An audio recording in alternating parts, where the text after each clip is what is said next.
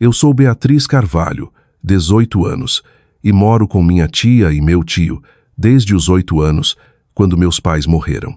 O dia da mudança para a universidade na USP era para ser o dia mais feliz da minha vida. Em vez disso, fiquei paralisada no estacionamento do banco, olhando fixamente para o celular. Investimos seu fundo da faculdade no negócio. Talvez adie um ano. Depois de 10 anos de promessas vazias, eu estava farta. O que eles não perceberam foi que trabalhar no negócio de móveis deles me ensinou tudo o que eu precisava para o que viria a seguir. Se você está assistindo a isso, deixe um comentário dizendo de onde você é. Dê like e inscreva-se para ver como eu virei o jogo contra as pessoas que tentaram roubar meu futuro. A vida mudou para sempre quando eu tinha 8 anos. Numa noite chuvosa, meus pais, Elisa e Francisco Carvalho, nunca chegaram em casa depois do jantar de aniversário de casamento. O telefonema veio às 23h42. O motorista bêbado atravessou a pista. Pela manhã, eu era órfã com as bochechas manchadas de lágrimas, segurando o medalhão de prata da minha mãe, enquanto assistentes sociais falavam em tom baixo com minha tia Estela e meu tio Gustavo. "Você vai morar com a gente agora, querida." Tia Estela disse, com o braço ao redor do meu ombro. "Vamos cuidar de tudo." No começo, eles pareciam salvadores. Me deram o antigo quarto do meu primo Tiago. Ele tinha só 5 anos na época e ficou feliz em dividir o quarto de hóspedes com os brinquedos. Tio Gustavo construiu para mim uma linda estante de madeira de lei. Tia Estela me ajudou a arrumar meus bichos de pelúcia exatamente como estavam em casa. Durante aqueles primeiros meses, eles mencionavam meus pais com frequência. "Sua mãe ficaria tão orgulhosa de como você está sendo corajosa." Ou seu pai também adorava esse livro. Eles mantinham fotos dos meus pais na sala de estar e me levavam para visitar os túmulos todo domingo depois da missa. Eu me sentia sortuda, apesar de tudo. As coisas mudaram gradualmente. Quando completei 10 anos, as menções aos meus pais se tornaram raras. Quando eu fazia perguntas sobre eles, minha tia ficava com um olhar tenso. "Vamos nos concentrar no presente, Beatriz. Eles não iam querer que você ficasse remoendo coisas tristes." Por volta dessa época, eu ouvi pela primeira vez eles discutindo a apólice de seguro de vida dos meus pais. Mais de R$1.500.000 tinham sido deixados em fideicomisso para mim, com minha tia e meu tio, como fiduciários até eu completar 18 anos. Metade estava especificamente destinada à minha educação universitária. "Está só parada aí", ouvi tio Gustavo dizer uma noite, achando que eu estava dormindo. "Poderíamos expandir o negócio com esse tipo de capital. O fideicomisso é para o futuro da Beatriz", tia Estela respondeu, mas sua voz não tinha convicção. A Almeida Móveis Artesanais era uma pequena operação quando meus pais estavam vivos, só tio Gustavo e 2 funcionários numa oficina atrás da casa. Com o dinheiro dos meus pais, eles alugaram um showroom no centro da cidade e contrataram mais 5 artesãos. Quando eu tinha 12 anos, o negócio estava prosperando. "Você deveria se orgulhar", tio Gustavo me disse durante minha primeira visita ao showroom. "Seus pais estão nos ajudando a construir algo especial." Aos 14 anos, comecei a trabalhar na loja depois da escola e nos fins de semana. No início, eu estava animada. Parecia uma conexão com meu pai, que adorava marcenaria. Eu atendia telefones, organizava papéis e eventualmente aprendi a usar o software de contabilidade. Diferente do meu primo Tiago, que recebia mesada por tarefas básicas, meu trabalho era considerado contribuição para a família. "Nós te damos comida, roupa e um teto sobre sua cabeça", tia Estela me lembrava sempre que eu perguntava sobre pagamento. "Estamos economizando para o seu futuro, Beatriz. Faculdade é cara."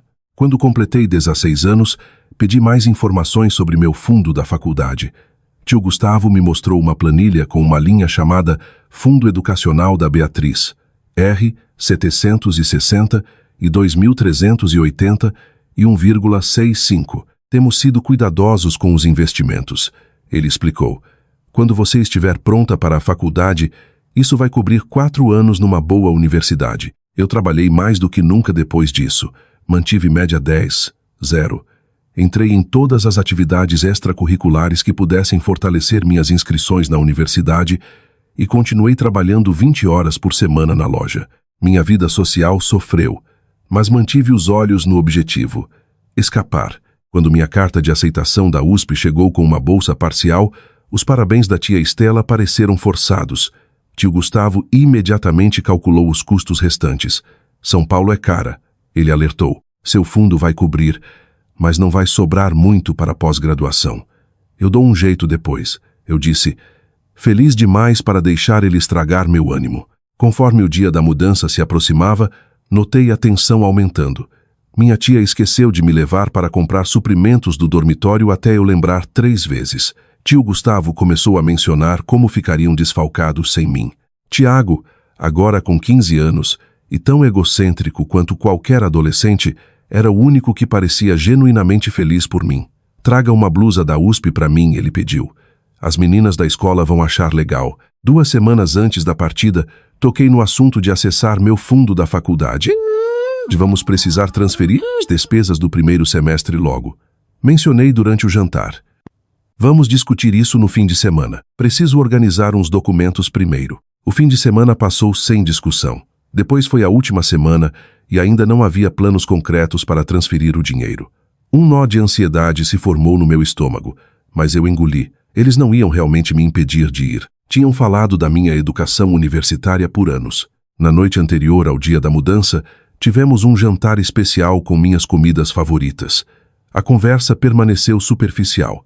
Minha tia perguntou se eu tinha embalado roupas quentes suficientes para o inverno em São Paulo, enquanto meu tio me lembrava de ter cuidado no metrô. Ninguém mencionou o dinheiro. Fui dormir naquela noite com as malas arrumadas ao lado da porta e uma crescente sensação de inquietação.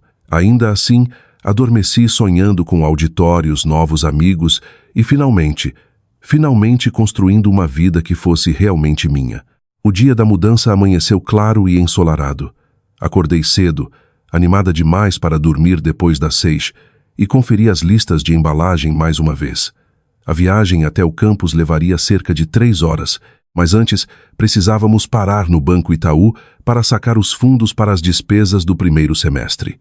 Tio Gustavo havia mencionado casualmente no café da manhã do dia anterior que passaríamos no banco no caminho. Minha melhor amiga Camila veio se despedir. Éramos inseparáveis desde o 4º grau ano e agora ela ia para uma universidade estadual enquanto eu ia para a USP. Me manda mensagem quando chegar, ela disse, me abraçando forte. Quero ver fotos de tudo. Você vai me visitar em outubro, né? Confirmei lutando contra as lágrimas. Nem cavalos selvagens me impediriam, ela prometeu. Quando Camila saiu, notei tia Estela nos observando da janela da cozinha, com uma expressão indecifrável. Ela rapidamente virou o rosto quando nossos olhares se encontraram. Tio Gustavo carregou minhas malas no SUV, com um silêncio incomum. Normalmente falante sobre tudo, de política a resultados de futebol, ele respondia minhas perguntas com grunhidos ou palavras curtas.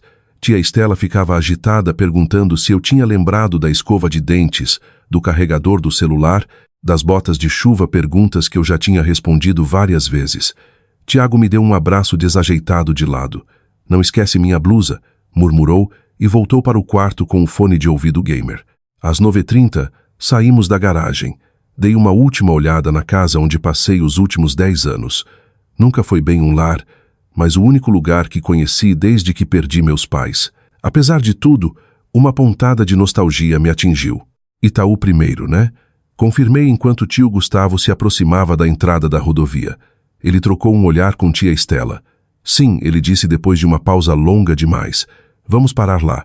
Os 20 minutos até o banco passaram num silêncio desconfortável. Eu rolava o cronograma de orientação da USP no celular, tentando conter a empolgação apesar da tensão no carro.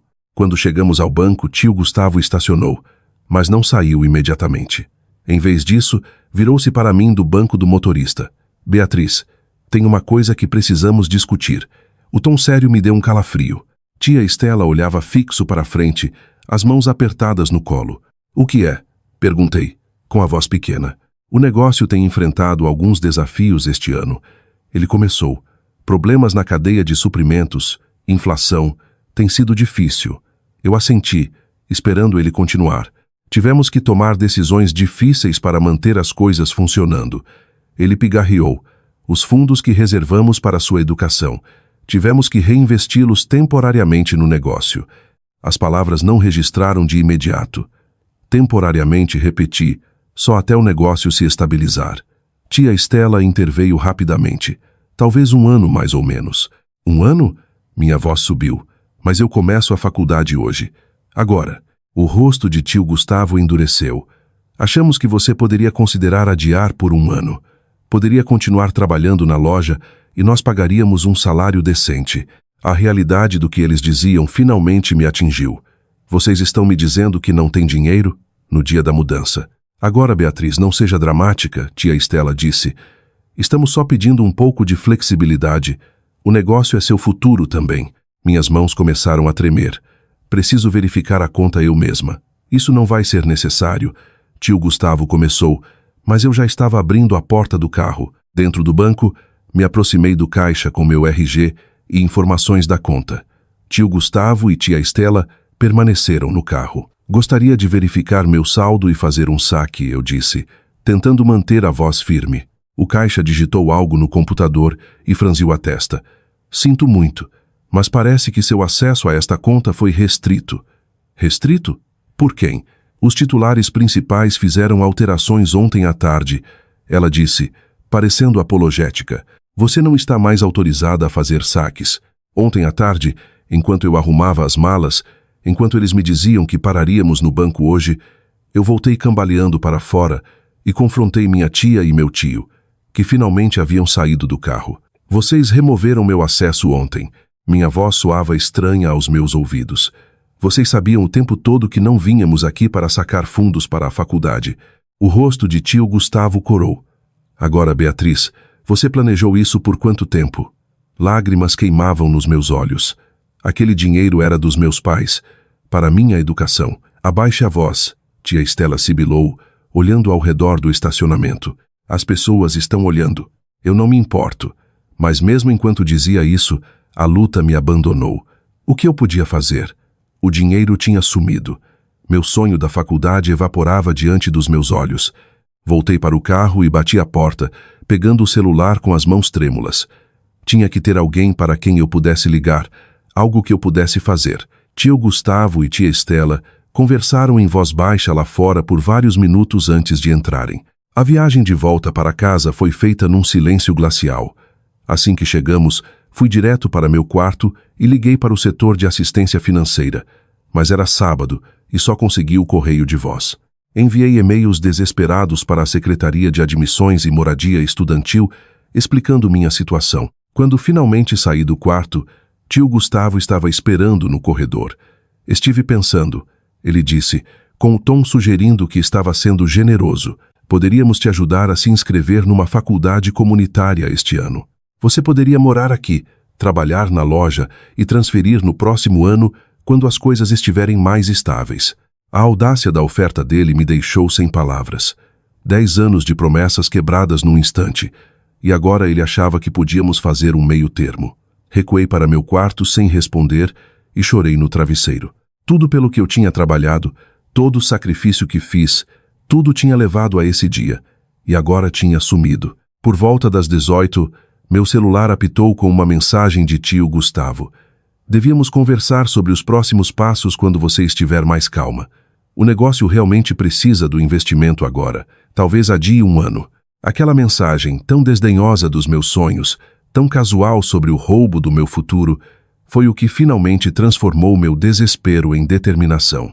Eles podiam controlar o dinheiro dos meus pais por enquanto, mas tinham me ensinado mais do que percebiam durante os anos em que trabalhei no negócio deles. Passei a hora seguinte pesquisando empréstimos estudantis de emergência e oportunidades de trabalho-estudo. Calculei até onde minhas economias pessoais, cerca de 16 mil que eu tinha guardado de dinheiro de aniversário e gorjetas ocasionais na loja, me levariam, não longe o suficiente, mas talvez o suficiente para chegar ao campus e descobrir o próximo passo. Às 20 saí do quarto com minhas malas. Eu ainda vou, anunciei para meus tios chocados. Vou dar um jeito no dinheiro. Não seja ridícula, tia Estela zombou. Você não pode pagar. Olhe para mim. Chamei um Uber ignorando os protestos e ameaças deles. Quando o carro chegou, tio Gustavo fez uma última tentativa. Se você sair assim, não espere que a gente te salve quando você fracassar. Olhei direto nos olhos dele. Nunca esperei nada de vocês que eu não tivesse conquistado. 3 horas depois, cheguei ao campus da USP com 2 malas, uma mochila e R 15.935 no nome. Minhas mãos tremiam enquanto fazia o check-in no alojamento estudantil, meio que esperando ser barrada, mas minha moradia ainda não tinha sido cancelada. Minha colega de quarto, Júlia, já estava se instalando quando entrei no nosso quarto compartilhado. O lado dela era um display coordenado de roupa de cama de marca e gadgets. Ela me cumprimentou calorosamente, oferecendo ajuda com as malas. Meus pais acabaram de sair para estacionar o carro, ela explicou. Eles vão nos levar para jantar para comemorar. Você e sua família deveriam vir junto. Forcei um sorriso. Minha família não pôde vir, sou só eu. Melhor ainda, mais champanhe para nós. Ela riu. Meu pai sempre me passa uma taça escondido quando minha mãe não está olhando. Enquanto desempacotava meus pertences modestos, percebi que não podia contar a verdade para Júlia ou qualquer outra pessoa. Ainda não. A humilhação era recente demais. Em vez disso, mandei mensagem para Camila. Cheguei ao campus. Mas aconteceu uma coisa terrível. Minha primeira semana na USP passou num borrão de atividades de orientação, aulas introdutórias e ansiedade constante com dinheiro. Sorria nas visitas ao campus e assentia durante seminários de responsabilidade financeira, enquanto calculava quanto tempo minhas economias durariam antes de eu me tornar oficialmente sem teto. Júlia, minha colega de quarto, vinha de família rica, do tipo em que limite de cartão de crédito não era um conceito que ela entendia. Ela me incluía generosamente nas saídas, insistindo em pagar refeições que eu não podia bancar. Aceitava só o suficiente para evitar suspeitas, alegando que não estava com fome nas outras vezes. De dia, eu me apresentava como uma caloura animada típica. À noite, depois que Júlia dormia, eu pesquisava obsessivamente minhas opções. O setor de assistência financeira tinha sido solidário, mas não imediatamente útil. Empréstimos de emergência estavam disponíveis, mas cobririam só uma fração do que eu precisava. Vagas de trabalho-estudo já estavam preenchidas. Candidatei-me a todas as bolsas com prazo contínuo, mas as decisões demorariam semanas ou meses. Na quinta noite, frustrada e desesperada, lembrei de algo. Ainda tinha as credenciais de login do software de contabilidade do negócio, o FastBooks Pro. Durante o verão, eu havia cuidado das contas a pagar enquanto a contadora regular estava de licença maternidade. Tio Gustavo tinha criado um perfil de usuário para mim, mas provavelmente nunca deletou. Abri meu laptop e acessei o sistema baseado em nuvem, prendendo a respiração enquanto digitava minhas credenciais. O login funcionou. Com o coração acelerado, comecei a explorar as transações recentes. No começo, eu só procurava evidências sobre meu fundo da faculdade, mas o que encontrei foi muito mais perturbador. Não existia conta separada para meu fundo da faculdade. Nunca tinha existido nada além de uma linha na contabilidade geral do negócio chamada Reserva Educacional BC, e segundo os registros, aquela reserva vinha diminuindo gradualmente por anos e não crescendo como tio Gustavo havia afirmado. Cada redução era codificada como transferência interna, mas eu não conseguia ver imediatamente para onde o dinheiro tinha ido. Cavei mais fundo, navegando por camadas de contas e subcontas, seguindo o rastro do dinheiro. Por volta das 2 da manhã, encontrei. Nos últimos 3 anos, enquanto o negócio crescia, minha tia e meu tio vinham transferindo somas substanciais para as contas pessoais deles. A descrição era sempre vaga: distribuição de sócios ou bônus de gestão, mas os valores eram significativos. Enquanto alegavam que o negócio estava lutando, eles haviam comprado uma casa de campo à beira do lago, R 1.245.000, um barco, R 340.000 e 2 carros de luxo, valor combinado acima de R 750.000. Tudo isso enquanto me diziam que não havia dinheiro suficiente para minha educação. Minhas mãos tremiam de raiva enquanto baixava extratos e tirava capturas de tela. Isso não era só uma promessa quebrada, era roubo sistemático. Lembrei do comentário de tio Gustavo sobre problemas na cadeia de suprimentos e pesquisei os registros de pagamentos a fornecedores. O negócio estava atrasado em pagamentos para vários fornecedores, mas não por dificuldade financeira. Eles estavam deliberadamente esticando os prazos para liberar caixa para despesas pessoais. Ao amanhecer, fiz outra descoberta crítica. Na seção de administração de usuários, encontrei meu perfil ainda listado como usuária autorizada do negócio, com o cargo de gerente de contas a pagar. Eu tinha autoridade limitada para fazer pagamentos de até R$ 50 mil durante meu trabalho de verão. Aquela autoridade nunca tinha sido revogada. Mais importante, descobri algo que não sabia antes. O negócio tinha uma conta operacional conjunta no Banco Itaú, separada da conta no outro banco, onde meu fundo da faculdade supostamente residia. Essa conta conjunta exigia apenas uma assinatura autorizada para transações. Fechei o laptop e pressionei as palmas contra os olhos, que queimavam de exaustão e lágrimas não derramadas.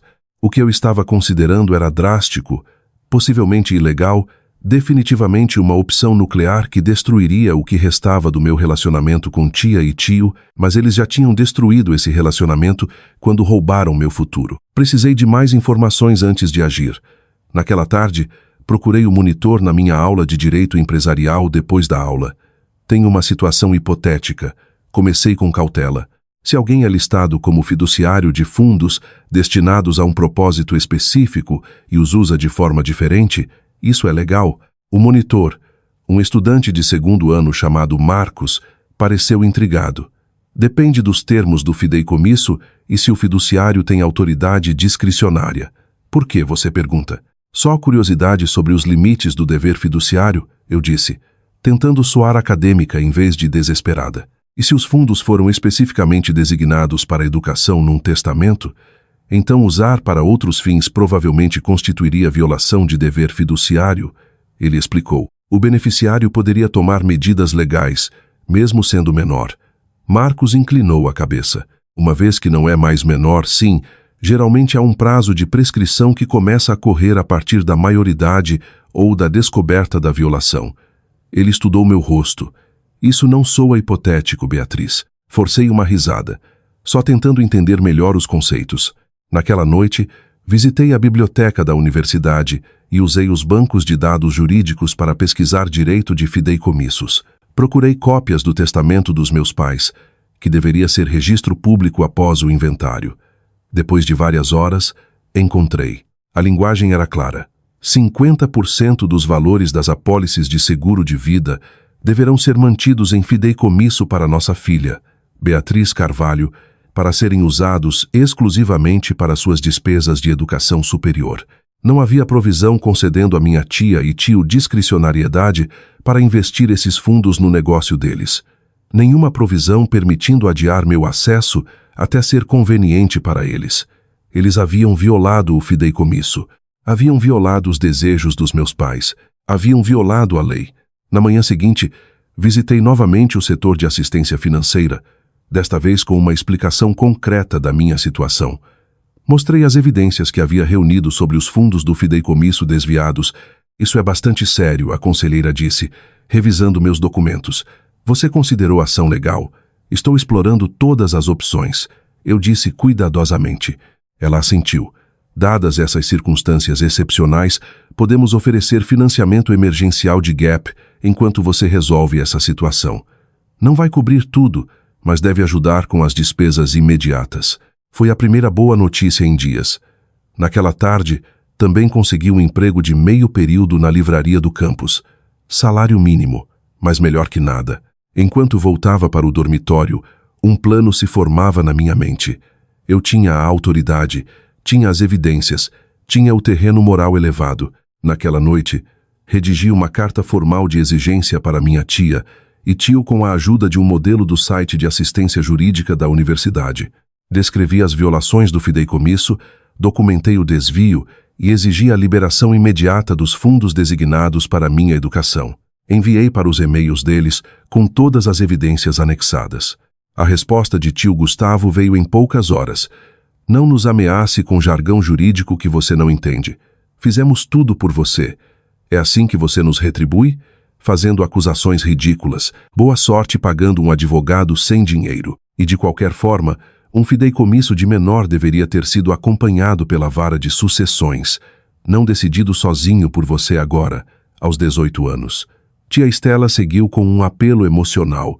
Estamos magoados que você viraria contra a família assim, depois de tudo o que sacrificamos por você. Seus pais ficariam tão decepcionados. Aquela última linha, invocando meus pais para me manipular, foi o que finalmente resolveu qualquer dúvida remanescente. Eu tinha dado a eles uma última chance de fazer a coisa certa. Eles escolheram diferente. Eu também escolheria. No dia seguinte às respostas desdenhosas da minha tia e tio, acordei com uma estranha sensação de calma. A ansiedade e raiva que haviam fervido dentro de mim por dias tinham se cristalizado em determinação. Eu recuperaria o que era legitimamente meu. Nem um centavo a mais, nem um centavo a menos. Primeiro, precisava ter absoluta certeza sobre os aspectos legais. Usando o Wi-Fi do campus, pesquisei leis de acesso a contas empresariais e responsabilidades fiduciárias. Documentei cada descoberta meticulosamente, criando um rastro digital que mostrava que eu havia feito a devida diligência. Entre as aulas, visitei o escritório de assistência jurídica da universidade. A USP oferecia consultas jurídicas gratuitas limitadas para estudantes, tipicamente para disputas de aluguel ou problemas menores. Minha situação estava fora do escopo usual, mas a estudante de direito de plantão concordou em revisar meus documentos. Isso é complexo, ela admitiu, examinando os trechos do testamento e registros de contas. Mas baseado no que você mostrou, você tem um caso forte de violação de dever fiduciário e apropriação indébita. Sua tia e tio eram legalmente obrigados a usar aqueles fundos do fideicomisso para sua educação e deveriam ter prestado contas à vara de sucessões periodicamente. Pelo visto, isso nunca aconteceu formalmente, o que só reforça seu caso. E quanto a acessar a conta do negócio? Perguntei com cuidado. Se eu ainda estou listada como usuária autorizada, ela hesitou.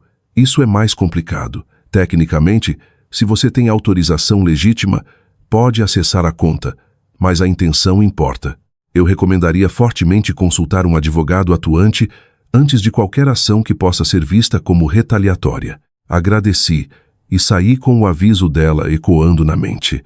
Mas representação jurídica profissional custa dinheiro, exatamente o que eu não tinha.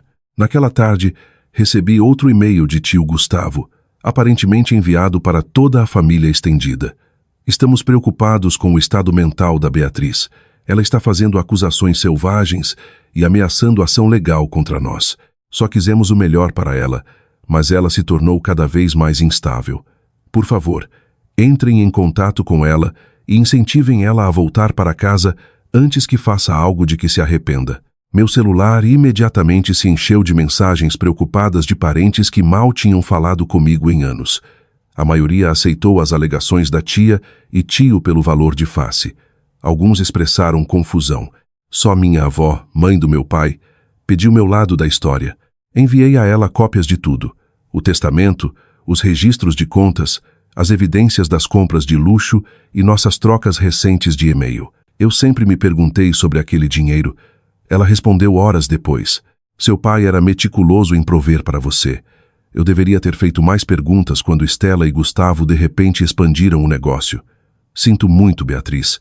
O apoio dela fortaleceu minha determinação. Naquela noite, fiz um inventário detalhado dos fundos desviados, calculando exatamente quanto tinha sido designado para minha educação. O total chegou a R$ 756.189,10. Não os exatos R$ 760 e 2.380 e 1,65 que tio Gustavo uma vez me mostrou na planilha, mas perto o suficiente para eu ter confiança no meu cálculo. Isso não era sobre puni-los ou pegar extra. Era sobre recuperar precisamente o que era meu. O próximo passo era garantir os aspectos técnicos. Mudei todas as minhas senhas e configurei autenticação de 2 fatores em todas as contas. Criei backups criptografados de todas as evidências. Baixei o aplicativo de mobile banking que permitiria acessar a conta do negócio remotamente. Durante toda essa preparação, continuei frequentando as aulas, completando tarefas e trabalhando na livraria. Meus professores comentavam sobre meu foco e engajamento, sem saber da trilha paralela que minha vida seguia. Júlia notava minhas madrugadas, mas achava que eu estava estudando. Você é tão dedicada, ela disse admirada. Eu mal consigo ficar acordada para as leituras obrigatórias. Forcei um sorriso, só tentando me manter em dia. Na quinta-feira à noite, Uma semana depois de descobrir a verdade sobre meu fundo, recebi uma visita inesperada. Tiago apareceu no meu dormitório, parecendo desconfortável no ambiente universitário. Mamãe e papai não sabem que estou aqui, ele disse enquanto nos sentávamos num banco do lado de fora do alojamento. Acham que estou no treino de basquete. Por que você veio? Perguntei genuinamente curiosa. Tiago e eu nunca fomos particularmente próximos. Ele arrastou o sapato no pavimento. Eles estão brigando sem parar desde que você saiu. Papai está surtando com alguma coisa nas contas do negócio. Mamãe fica dizendo que eles deveriam só te dar algum dinheiro para te calar. Ele olhou para mim. O que está realmente acontecendo, Beatriz? Contei tudo para ele. Ele escutou sem interromper, sua expressão mudando de ceticismo para choque e raiva. Isso é muito errado, ele disse quando terminei. Eu não fazia ideia. Quer dizer, eu sabia que a casa de campo e o barco eram caros, mas achava que o negócio estava indo muito bem. Estava, confirmei, só não bem o suficiente para justificar aquelas despesas enquanto negavam meu fundo da faculdade. Ele ficou quieto por um momento. O que você vai fazer? Estudei o rosto dele, considerando quanto revelar. Tiago ainda era um garoto de muitas formas, preso entre os pais e seu senso de certo e errado. Vou garantir que eu consiga ficar na faculdade, eu disse finalmente. É tudo o que posso dizer agora. Ele assentiu devagar. Acho que meus pais estão errados sobre isso, mas eles ainda são meus pais. Eu entendo, eu disse, e entendia mesmo. Você não precisa escolher um lado. Depois que Tiago saiu, me senti tanto encorajada pela visita, quanto mais certa do meu caminho. Até o próprio filho deles reconhecia a injustiça, embora sua lealdade permanecesse compreensivelmente dividida. Naquela noite, finalizei meu plano. Às 8 da manhã seguinte, quando o banco abrisse, mas antes da loja de móveis abrir, eu acessaria a conta operacional conjunta. Transferiria exatamente R$ 756.189,10 para uma nova conta que eu havia aberto num banco diferente. Documentaria tudo meticulosamente e deixaria para eles um detalhamento completo de exatamente o que eu havia tomado e por quê.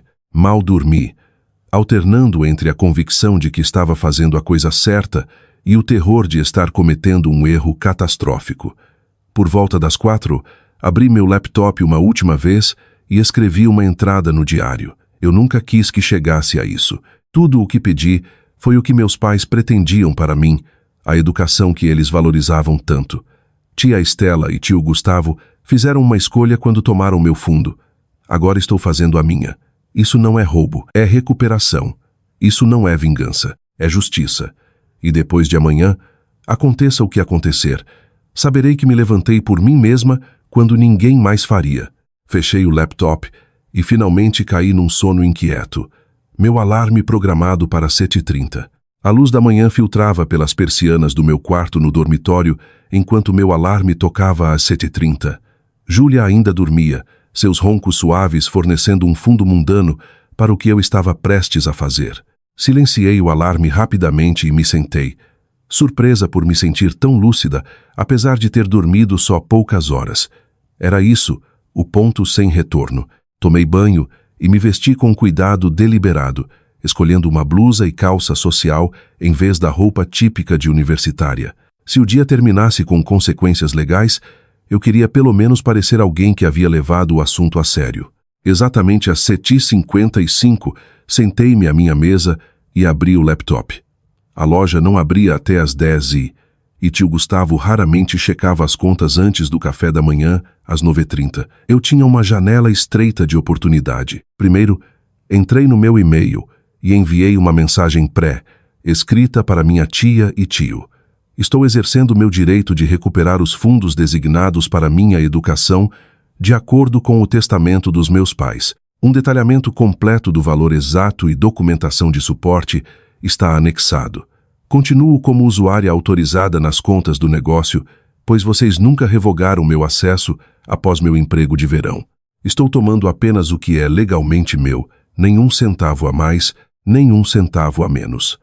Anexei PDFs de todas as evidências que havia reunido, trechos do testamento, disposições do fideicomisso, registros dos fundos desviados e uma planilha mostrando meus cálculos do total de R$ e 56.189,10. Em seguida, entrei no sistema Conta Simples e criei um novo lançamento contábil rotulado como Recuperação de Fundos do Fideicomisso Educacional BC, com notas detalhadas explicando a transação. Isso garantiria um rastro claro dentro do próprio sistema deles. Às 8 em ponto, entrei no portal do Banco Itaú da conta do negócio, usando minhas credenciais ainda ativas. Meu coração batia forte enquanto navegava para a seção de transferências. A conta operacional conjunta mostrava saldo de R$ 1.912.280,95, mais do que suficiente para cobrir o que eu precisava, sem prejudicar a capacidade deles de pagar folha ou fornecedores. Cuidadosamente digitei o valor da transferência, R$ 756.189,10, nenhum centavo a mais. No campo de memorando escrevi: Recuperação de fundos do Fideicomisso Educacional desviados, conforme testamento de Elisa e Francisco Carvalho. Meu dedo pairou sobre o botão de enviar. Eu realmente ia fazer isso. Havia outro jeito? Pensei nos meus pais, em como eles haviam trabalhado duro, em como haviam planejado cuidadosamente para meu futuro. Pensei na minha tia e tio aproveitando a casa de campo à beira do lago, enquanto me diziam que não havia dinheiro suficiente para minha educação. Pensei na mensagem desdenhosa de tio Gustavo. Talvez adie um ano. Apertei enviar. O sistema pediu meu token de segurança, um código de 6 dígitos do app autenticador no meu celular. Digitei com dedos firmes. Transferência processando. A tela leu antes de mudar para transferência concluída. Confirmação. TR202310187842. Estava feito. Tirei rapidamente capturas de tela da página de confirmação e salvei no meu armazenamento em nuvem seguro. Depois entrei na minha nova conta bancária para verificar que a transferência de entrada estava pendente. Eram 8h07, 7 minutos para potencialmente mudar o curso da minha vida para sempre. Em seguida, enviei e-mails para os 3 principais parceiros comerciais da Almeida Móveis Artesanais, com quem eu havia me encontrado durante meu tempo na loja e tinha os contatos. Queria informar sobre um assunto familiar que pode afetar temporariamente as operações do negócio, escrevi. Houve uma recuperação de fundos disputada relacionada ao espólio dos meus pais. Isso não deve afetar o relacionamento de vocês com a empresa, mas, no interesse da transparência, quis informar caso haja alguma disrupção de curto prazo, profissional, factual, não inflamatória. Tomei cuidado para não fazer acusações ou danificar a reputação do negócio. Finalmente, enviei uma notificação para o Departamento de Fraudes do Banco Itaú. Este é para informar que eu, Beatriz Carvalho, hoje realizei uma transferência da conta operacional da Almeida Móveis Artesanais, na qual sou usuária autorizada. Esta transferência recupera fundos que estavam em fideicomisso para minha educação.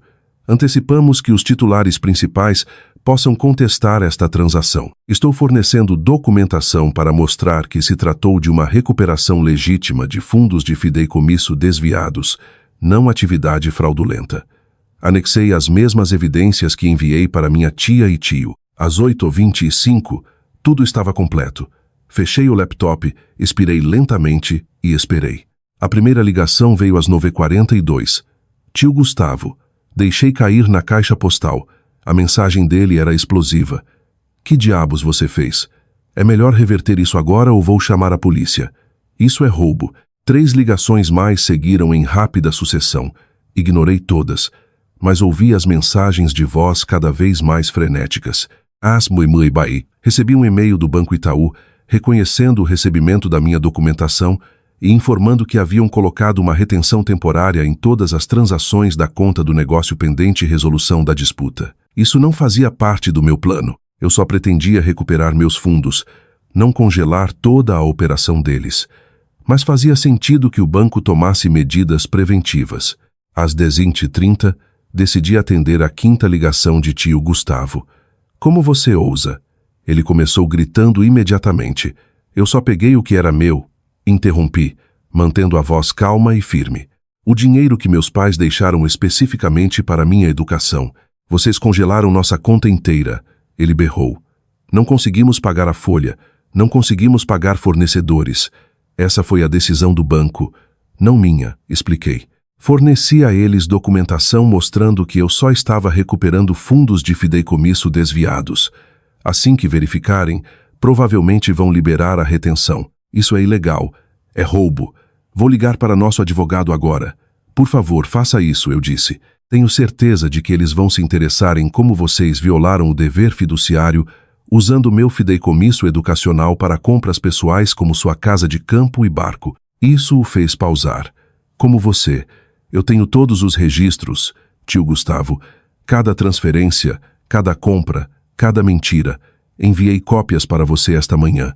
Sua ingrata, ele se interrompeu. Eu podia ouvir a respiração pesada dele. Nós te demos tudo. Uma casa, roupas, comida.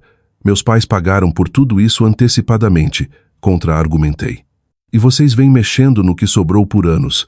Não peguei nem um centavo a mais do que o designado para minha educação. Ele mudou de tática.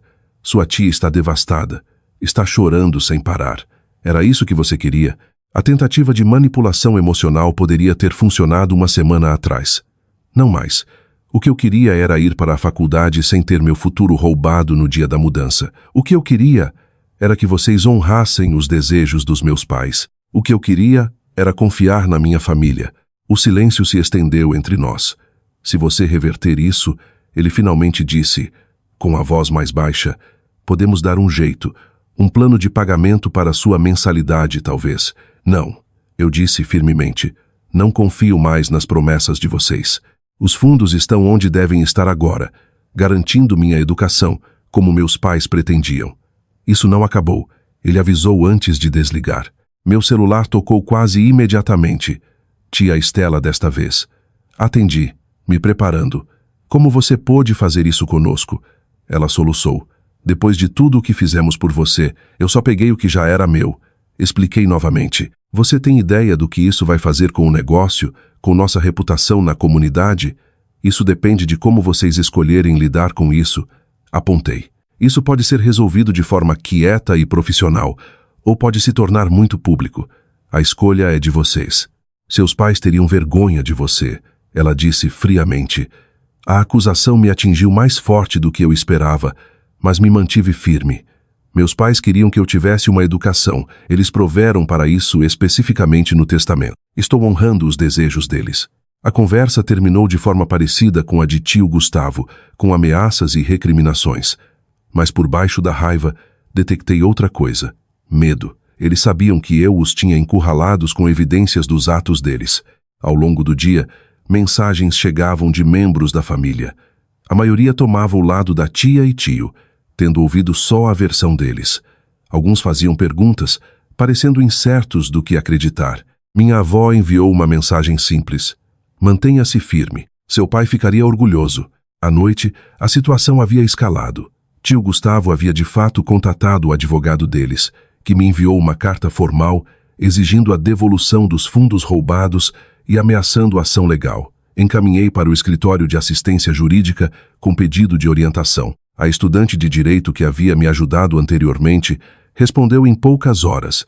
A alegação deles é enfraquecida pelas disposições do fideicomisso no testamento dos seus pais. Seu status documentado como usuária autorizada na conta também enfraquece substancialmente o caso deles.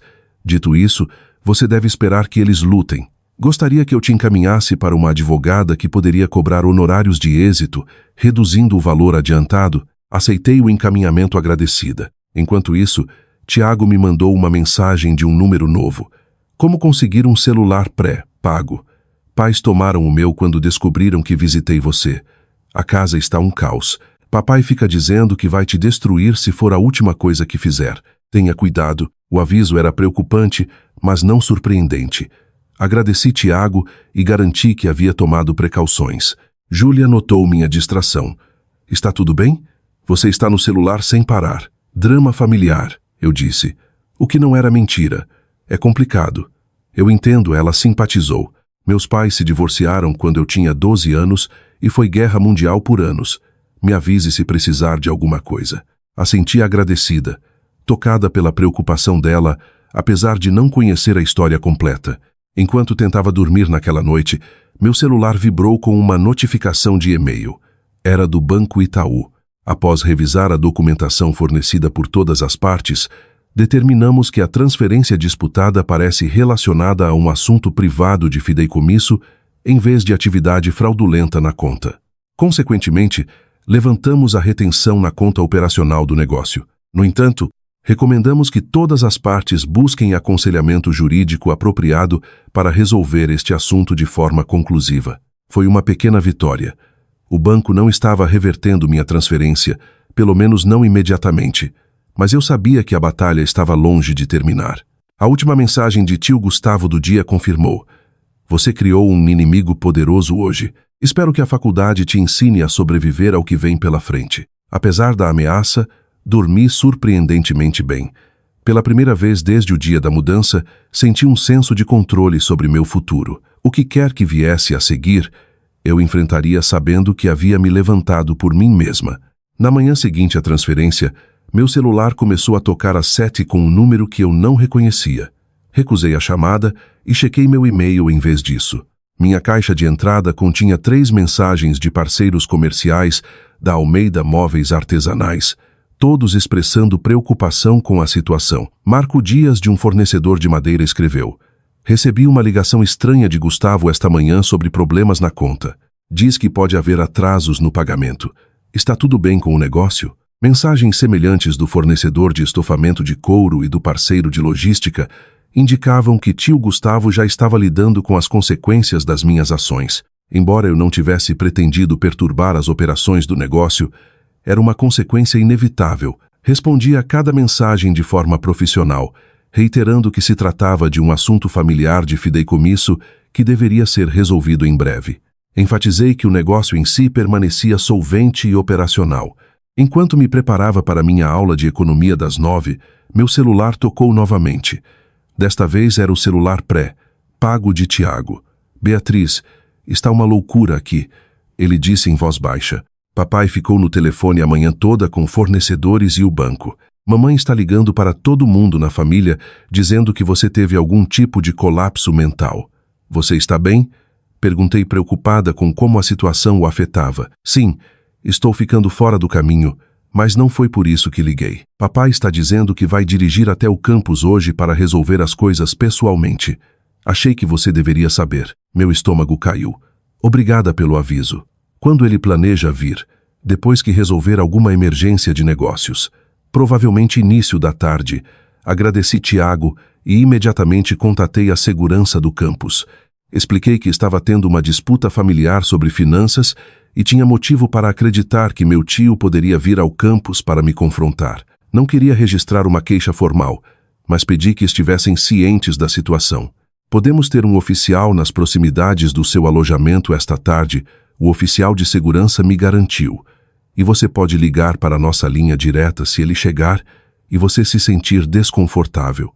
Também alertei minha RA, sem entrar em detalhes, de que poderia ter uma visita familiar difícil e apreciaria a presença dela se necessário. Com essas precauções em lugar, tentei me concentrar nas aulas, mas minha mente continuava voltando para o confronto iminente. Durante o almoço no café do campus, recebi uma série de mensagens de membros da família estendida. "Minha prima Bruna, tia Estela diz que você roubou deles." "O que está acontecendo?" "Minha tia materna e outra parente, preocupadas com o que estamos ouvindo. Por favor, nos ligue." "Meu tio paterno, tio Paulo.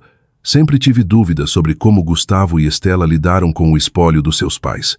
Me avise se precisar de apoio." Respondi primeiro ao tio Paulo, grata pelo aliado inesperado.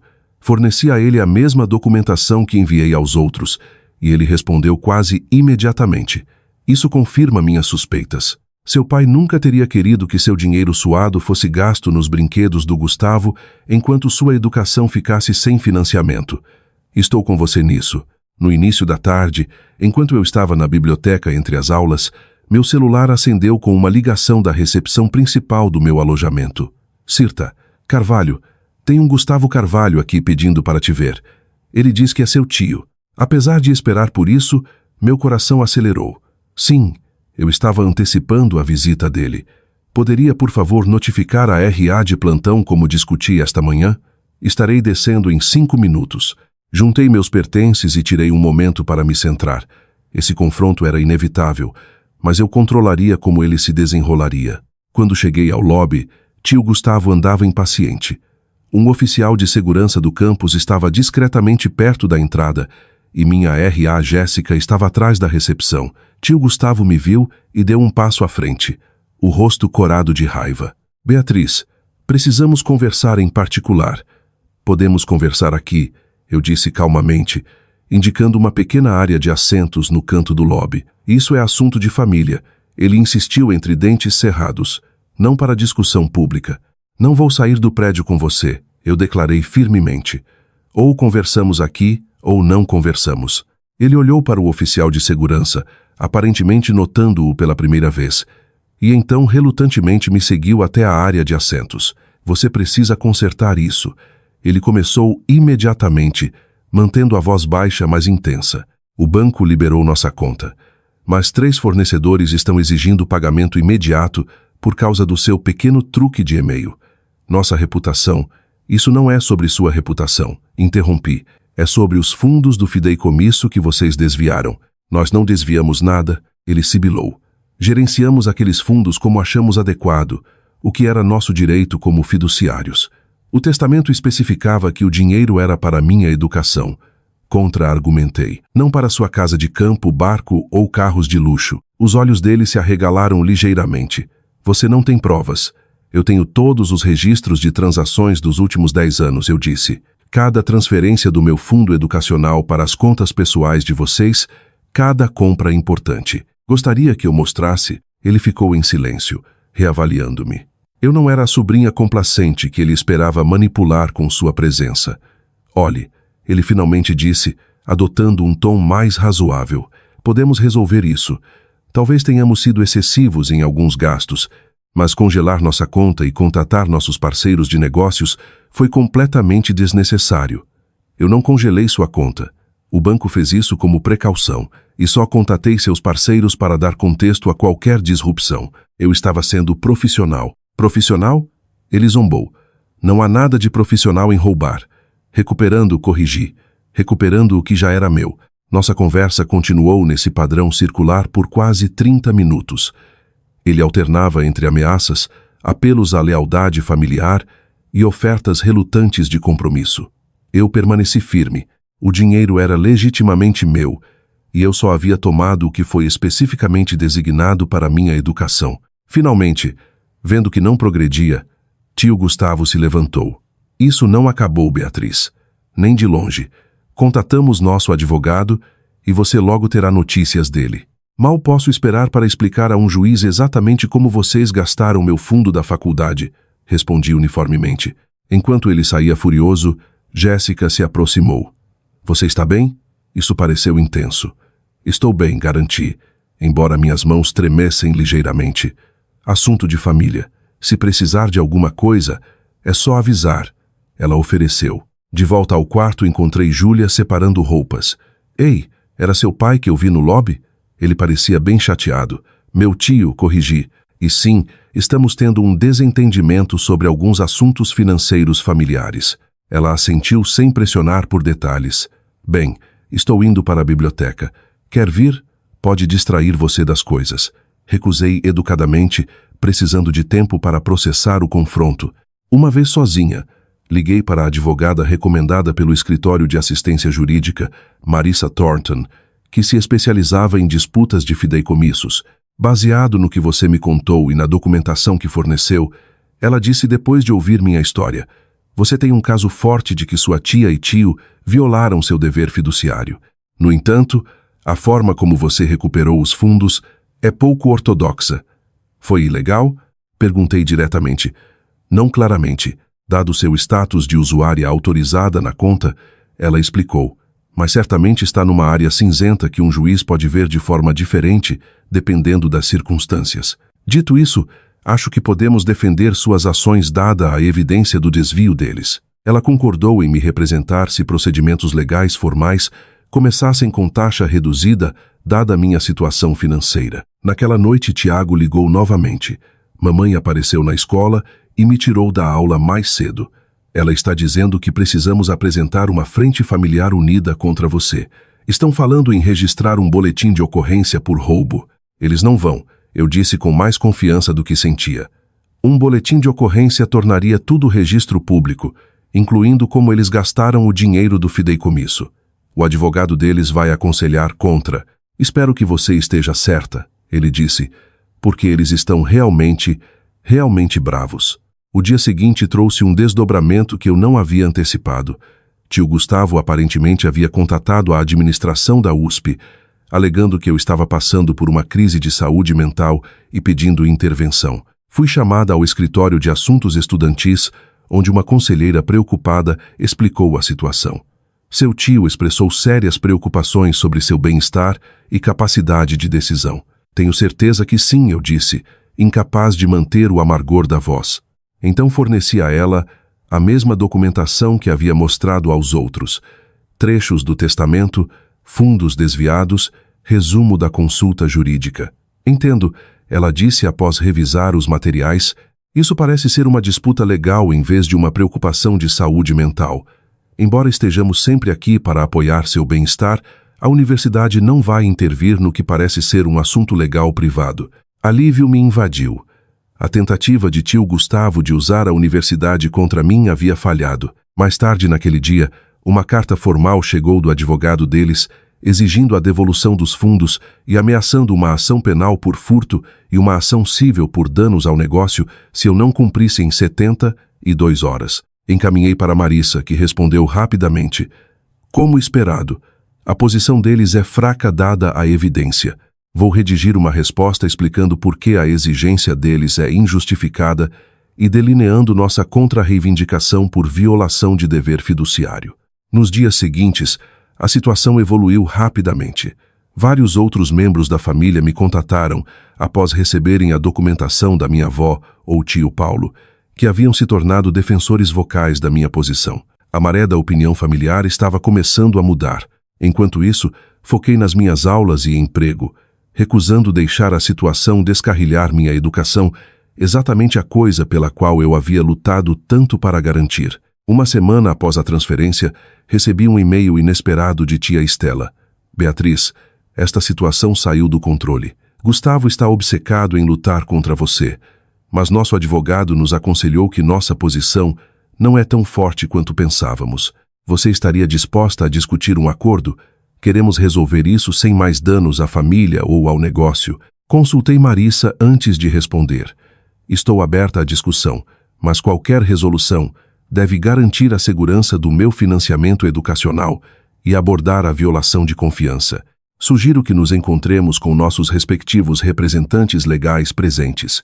2 dias depois, nos reunimos numa sala de conferência no escritório de Marissa. Tio Gustavo, tia Estela e o advogado deles sentaram-se do outro lado de Marissa e eu. A tensão era palpável. O advogado deles falou primeiro. Nossos clientes reconhecem que pode ter havido algumas irregularidades na forma como os fundos do fideicomisso foram gerenciados.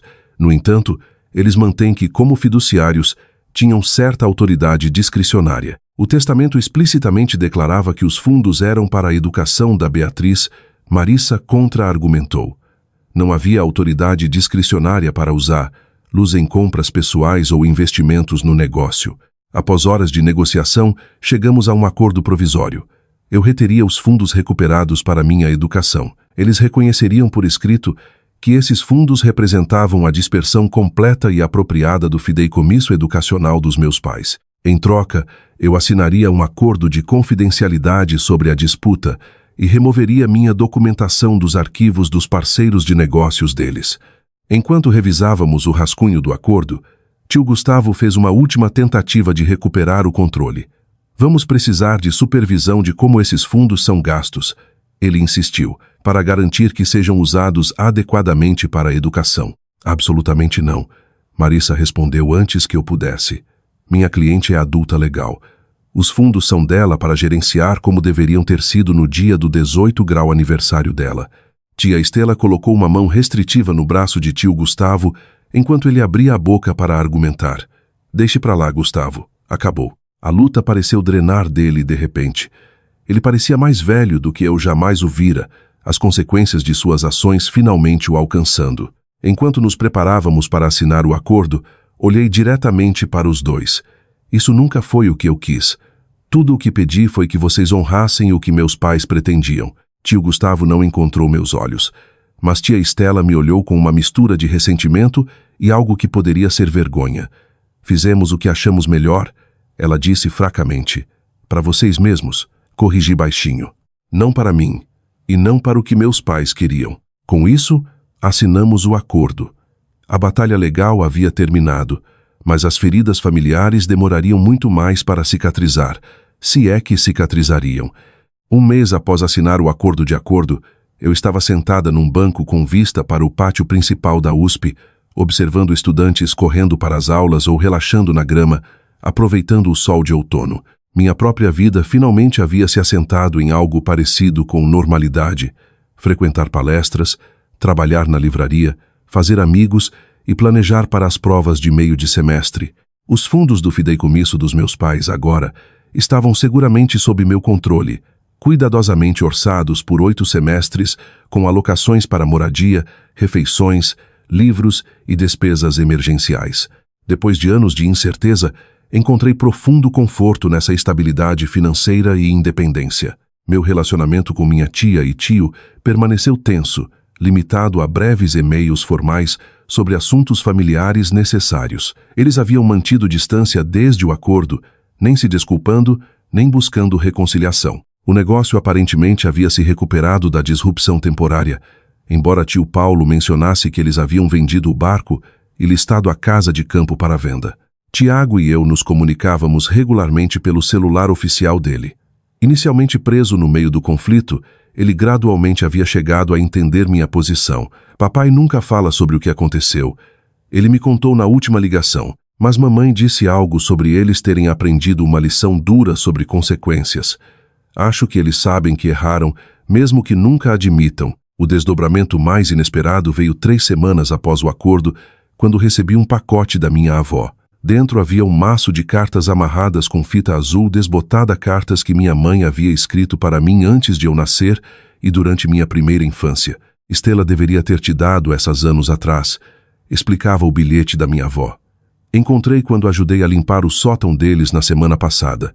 Elas pertencem a você. Ler as palavras da minha mãe, suas esperanças para meu futuro, sua crença inabalável na importância da educação, seu sonho sobre a mulher que eu poderia me tornar, trouxe tanto lágrimas de cura quanto propósito renovado. Uma passagem se destacou particularmente. Qualquer caminho que você escolha, minha querida menina, a educação abrirá portas que nada mais pode. Seu pai e eu tivemos que trabalhar tão duro pelas nossas oportunidades. Queremos que as suas venham mais facilmente, por isso estamos planejando tão cuidadosamente para seu futuro agora. Conhecimento é a única herança que nunca pode ser tirada de você. A ironia daquelas palavras não me escapou. Meus pais haviam de fato planejado cuidadosamente. Foram os fiduciários dos desejos deles que falharam. Nas semanas seguintes, me conectei com vários antigos amigos dos meus pais que entraram em contato após ouvir sobre a disputa. Eles compartilharam histórias que eu nunca havia ouvido, fotos que nunca havia visto e perspectivas sobre meus pais que minha tia e tio nunca haviam oferecido. Através dessas conexões, comecei a reconstruir um quadro mais completo de quem meus pais haviam sido, não só como mãe e pai, mas como amigos, colegas e membros da comunidade. Dra. Ribeiro, a terapeuta fornecida pela universidade, me ajudou a processar as emoções complexas em torno de toda a experiência. O que você descreve é uma perda composta, ela explicou durante uma sessão. Primeiro a perda dos seus pais e depois a perda de confiança nas pessoas que deveriam honrar os desejos deles para você. Ainda me sinto brava às vezes, admiti. Não só pelo dinheiro, mas por como eles tentaram controlar meu futuro. Essa raiva é válida, ela assegurou. A questão é se segurar nela serve ao seu crescimento ou o atrapalha. Essa perspectiva ajudou a moldar minha abordagem de cura. Eu não forçaria o perdão antes de estar pronta, mas também não permitiria que o amargor definisse minha experiência universitária ou relacionamentos futuros. Minha vida acadêmica floresceu apesar do começo rochoso. Professores comentavam sobre minhas contribuições pensadas nas discussões e encontrei interesse particular nas minhas aulas de negócios, direito e ética. A experiência do mundo real que ganhei através da minha própria batalha legal me deu insights que livros didáticos sozinhos não podiam proporcionar. Você deveria considerar direito. Minha professora de economia sugeriu depois de ler minha análise de um estudo de caso. Você tem talento natural para identificar as dimensões éticas de decisões financeiras. A ideia ressoou mais do que eu esperava. Talvez algum dia eu pudesse ajudar outros a navegar as interseções complexas de família, finanças e obrigações legais, transformando minha experiência dolorosa em algo construtivo. Novas amizades se formaram naturalmente uma vez que eu não carregava mais o fardo secreto da minha crise financeira. Júlia permaneceu minha companheira mais próxima no campus, mas também me conectei com colegas diversos que compartilhavam meus interesses em literatura, trilhas e serviço comunitário. Esses relacionamentos, construídos na honestidade em vez de necessidade, pareciam refrescantemente autênticos. Durante uma sessão de grupo de estudo no final de outubro, me peguei explicando juros compostos para 2 colegas que lutavam com o conceito. Você é uma boa professora, comentou Rafael, um calouro como eu, muito melhor que o professor Souza. Tive que aprender isso cedo. Eu disse antes de acrescentar algo que não teria compartilhado um mês antes. Meus pais morreram quando eu era jovem e gerenciar o fideicomisso deles me ensinou muito sobre finanças, às vezes da forma mais difícil. Sinto muito pelos seus pais, ele disse genuinamente. Mas é legal que você transformou essa experiência em conhecimento que ajuda os outros. O comentário dele ficou comigo, cristalizando algo importante. Eu podia definir como minha história me moldava. A dor e a traição eram reais, mas não precisavam ser o único legado do que aconteceu. Em novembro, estabeleci limites firmes com membros da família estendida, que inicialmente haviam tomado o lado da tia e tio sem ouvir minha perspectiva. Estou aberta a reconstruir relacionamentos, escrevi num e-mail em grupo, mas preciso de reconhecimento de como foi doloroso ser prejulgada sem fatos. Muitos responderam com desculpas e esforços para reconectar, alguns permaneceram distantes. Aceitei ambos os resultados com uma crescente sensação de paz, entendendo que não podia controlar as respostas dos outros, só as minhas. Olhando para o futuro, comecei a pesquisar estágios de verão que complementariam meu interesse em ética empresarial e direito de fideicomissos. Também comecei um pequeno fundo com meus ganhos da livraria, reservando alguns reais toda semana para um objetivo de longo prazo, estabelecer uma bolsa para estudantes que perderam os pais e enfrentaram desafios financeiros no acesso ao ensino superior. O valor era simbólico por enquanto, mal o suficiente para um livro didático, mas o ato de criá-lo representava meu compromisso em quebrar ciclos de controle financeiro e criar oportunidade para outros. Uma noite no início de dezembro, conforme o semestre se aproximava do fim, voltei caminhando para o dormitório depois de uma sessão de estudo tardia na biblioteca. O campus estava quieto, os prédios delineados contra o céu noturno, e senti uma súbita e poderosa sensação de pertencimento. Apesar de tudo o que havia acontecido, ou talvez por causa disso, eu sabia com certeza que estava exatamente onde deveria estar. No meu quarto, abri meu diário e escrevi: 10 anos atrás, perdi meus pais. 4 meses atrás, quase perdi meu futuro. O que ganhei através dessa luta é algo que ninguém pode tirar. O conhecimento de que sou mais forte do que jamais imaginei, capaz de me levantar por mim mesma, mesmo quando é aterrorizante, e digna do futuro que meus pais sonharam para mim. O caminho à frente não está perfeitamente claro ainda, mas pela primeira vez, ele realmente me pertence. Não as expectativas ou limitações da minha tia e tio, não as restrições financeiras impostas pela ganância de outros, mas as minhas próprias escolhas, valores e sonhos. Meus pais proveram para minha educação porque entendiam seu poder de transformar vidas. Ao honrar os desejos deles, não só garanti meu diploma universitário, mas aprendi lições sobre justiça, advocacia e valor próprio que nenhuma sala de aula poderia ensinar completamente. O dinheiro nunca foi só sobre dinheiro, era sobre respeito aos desejos dos meus pais, respeito à minha autonomia e, ultimamente, respeito à verdade de que todos somos responsáveis por nossas ações e suas consequências. Não sei se minha tia e tio algum dia entenderão completamente o dano que sua traição causou, mas entendo algo vital. Às vezes, lutar por justiça não é sobre punição ou vingança, mas sobre restaurar o equilíbrio e honrar intenções que sempre foram claras. Seja o que vier a seguir, enfrento sabendo que meu próprio valor não é determinado pelo tratamento que os outros me dão, mas pela integridade com que navego os desafios da vida. Fechei o diário e olhei pela janela para o campus abaixo. Minha jornada estava apenas começando, mas eu finalmente a percorria nos meus próprios termos. Talvez a educação mais valiosa de todas. Então, se você ficou comigo durante toda essa história, eu adoraria saber. Você já teve que se levantar por si mesmo contra alguém em quem uma vez confiou? Como encontrou coragem? Deixe um comentário abaixo e compartilhe sua experiência. Se esta história ressoou com você, por favor dê like e inscreva-se para mais histórias sobre superar desafios e encontrar seu próprio caminho. Lembre-se, às vezes as batalhas mais difíceis nos ensinam as lições mais importantes sobre nossa própria força. Obrigada por ouvir, e espero que minha jornada tenha oferecido algum encorajamento para quaisquer desafios que você possa estar enfrentando.